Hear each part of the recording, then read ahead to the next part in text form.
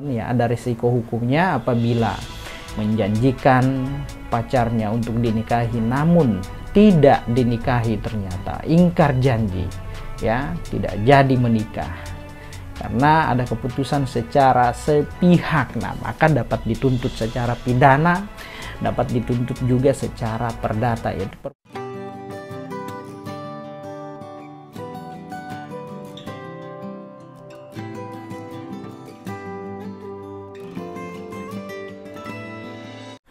Assalamualaikum warahmatullahi wabarakatuh, teman-teman. Apa kabar semua? Sehat selalu ya, amin.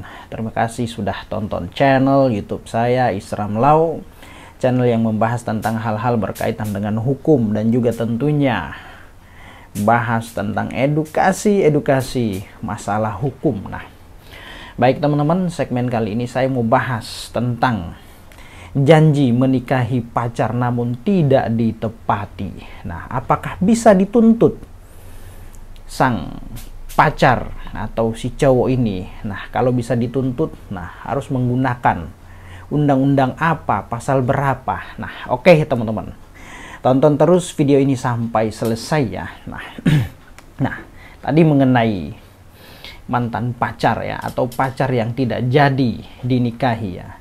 Saat ini tentunya kita sering mendengarkan kasus ya yang tak asing lagi di telinga kita, yaitu seperti misalkan seorang wanita yang dijanjikan akan dinikahi oleh pacarnya atau kekasihnya, namun janji tersebut tidak ditepati dan bahkan tak ada kepastian dari sang kekasih yang menjanjikannya untuk dinikahi. Nah, tidak adanya kepastian dan janji yang tidak ditepati membuat pihak wanita tentu merasa malu, dikhianati dan dibohongi. Nah, tentu dikarenakan pihak wanita yang telah mengenalkan sang pria atau pacar kepada keluarga besar sang wanita dan biaya-biaya yang lain tentunya yang telah keluar selama pacaran. Nah, dengan pihak wanita yang merasa tidak terima atas perbuatan dari kekasihnya tersebut, nah kemudian akan membawa masalah ini ke ranah hukum atau jalur hukum. Nah, pertanyaannya, apakah bisa kasus seperti ini bisa dibawa ke jalur hukum? Nah, dan bagaimana mekanismenya? Pasal berapa kira-kira yang dapat menjerat sang pacar yang tidak tepat atau ingkar janji dalam hal mau menikah? Nah, oke teman-teman ya. Dalam hal ini kita bisa melihat secara garis besar bahwa pada kasus utamanya yaitu adalah janji ya. Janji menikahi yang tidak ditepati atau ingkar janji. Nah, sesuai dengan jurisprudensi Mahkamah Agung bahwa dengan tidak dipenuhinya janji menikah atau ingkar janji kawin merupakan perbuatan hukum ya teman-teman ya. Jadi di situ dalam istilah hukum perdata ya ada namanya perbuatan melawan hukum atau PMH ya. Diidentifikasikan dengan perbuatan yang melanggar undang-undang, perbuatan yang bertentangan dengan hak-hak orang lain ya. Perbuatan yang bertentangan dengan nilai-nilai kesusilaan dan kesopanan, serta perbuatan ya di mana dalam perbuatan melawan hukum ini ya terdapat 5 unsur ya.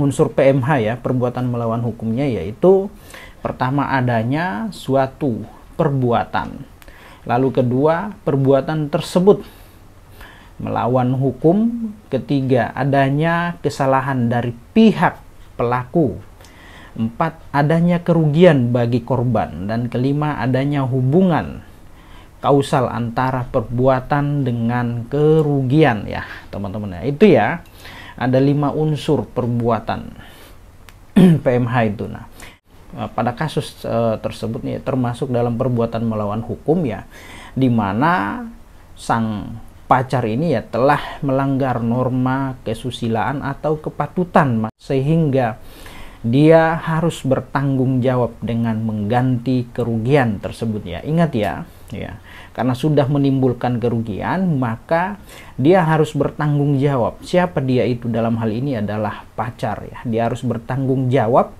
mengganti segala kerugian yang timbul. Nah, di mana dalam mengganti kerugian mengenai perbuatan melawan hukum ini diatur di dalam pasal 1365 KUH Perdata ya, yang bunyinya kurang lebih seperti ini ya teman-teman ya. Saya bacakan ya.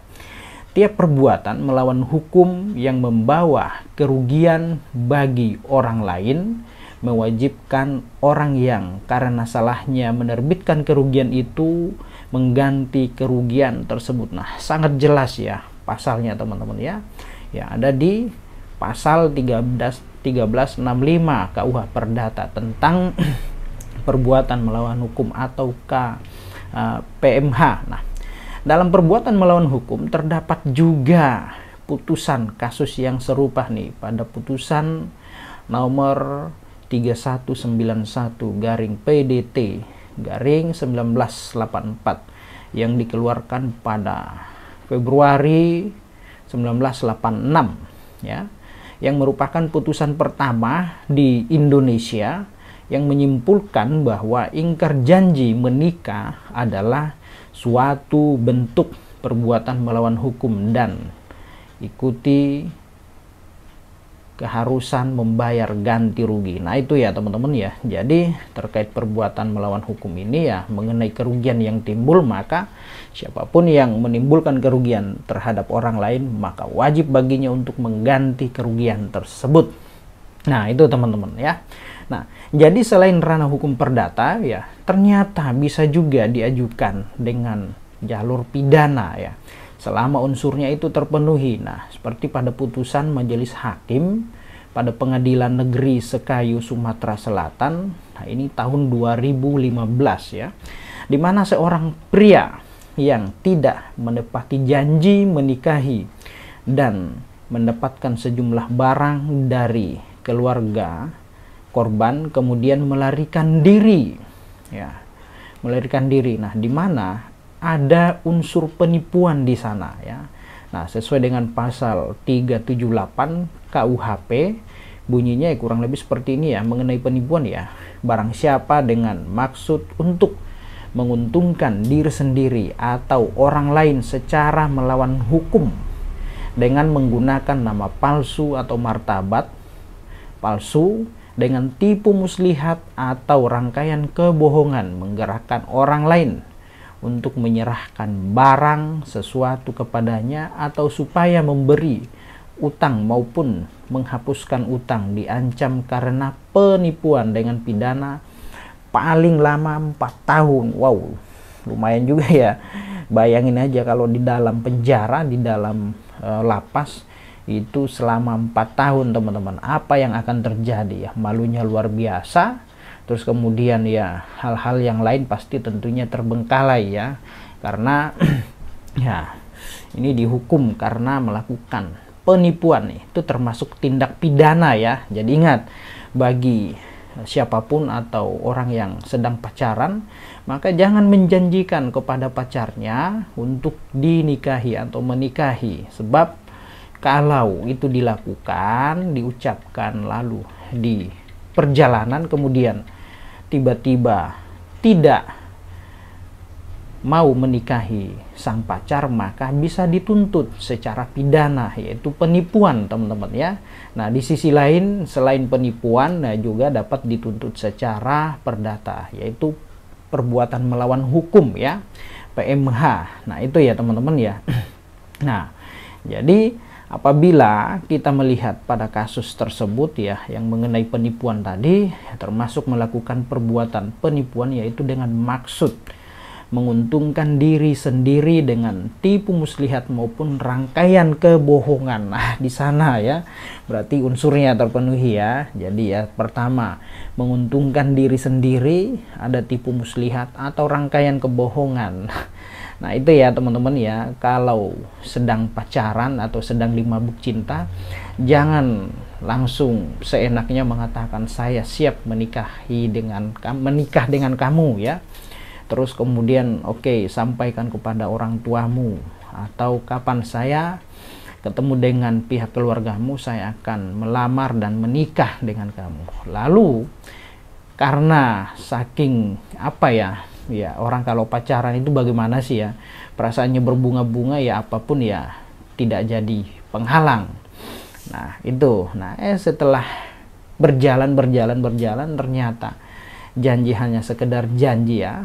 Bulan madu hanya mimpi ya, menjanjikan sepatu dari kulit rusa, udah kayak lagu ya. Menjanjikan sepatu dari kulit rusa, bulan madu keliling dunia, ternyata hanya sekedar impian. Nah itu ya teman-teman ya, ada risiko hukumnya apabila menjanjikan pacarnya untuk dinikahi namun tidak dinikahi, ternyata ingkar janji ya, tidak jadi menikah karena ada keputusan secara sepihak. Nah maka dapat dituntut secara pidana, dapat dituntut juga secara perdata, yaitu perbuatan melawan hukum ya. Oke teman-teman ya, itu saja yang dapat saya sampaikan. Semoga wawasan keilmuan teman-teman bertambah ya. Oke teman-teman yang baru bergabung, jangan lupa subscribe channel YouTube ini dan aktifkan tanda loncengnya agar tidak ketinggalan informasi-informasi tentang seputar dunia hukum dari saya. Demikian, assalamualaikum warahmatullahi wabarakatuh. Salam keadilan.